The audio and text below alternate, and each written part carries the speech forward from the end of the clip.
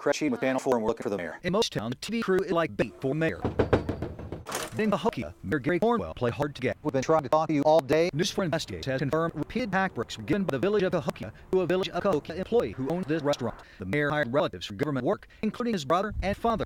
The mayor used village money to buy a $30,000 truck, even though he could have driven this village-owned vehicle that looks brand new. Finally, this week, the mayor agreed to be interviewed on camera. I understand that there are people out there who are basically political enemies of mine, and they're going to try to demonize everything I do.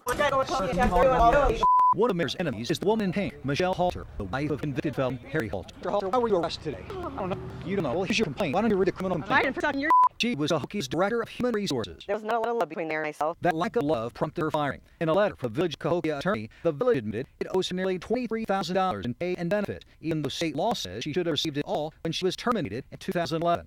Now, she's suing for $150,000 damages, one of several former employees who sued the mayor and the village. Virgin does get rid of me. At the village-owned golf course, Mayor Cornwell fired general manager Scooter Fitzgerald and replaced him with his father, Fred Cornwell. I try not to get into much of politics in Cahokia because it's always been bad, you know. How does it hurt the village? I think it makes us look bad. Fred told me off camera that another paid employee actually replaced Scooter, but that he, the mayor's father, a volunteer, really runs the place. Can't you understand how that looks? Yeah, I could see people could criticize that, but things are going very well there. The place is doing better. Twice during the last 5 years, the owners of Singer's Restaurant have received TIF tax incentives from the village. Once in 2008, built a restaurant here that was later destroyed in a fire. Records show the restaurant got approval for a $68,000 tax incentive that was granted under the previous mayor and helped offset their costs. When they reopened recently at the old Parks College, it was partly due to another $25,000 in TIF funds, a total of $93,000. The mayor admits one of the owners is a village employee and a friend. No, I'm not ashamed that they asked for some assistance and received them. I think it's reasonable. You can understand why people would look at that and say, it doesn't have to smell us. Well, He's an employee of the village. He's a friend. so He gets a tax break twice.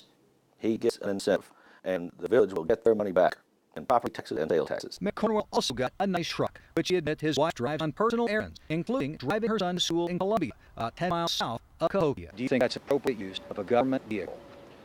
If we're doing something wrong, and we find out about it, then we will stop.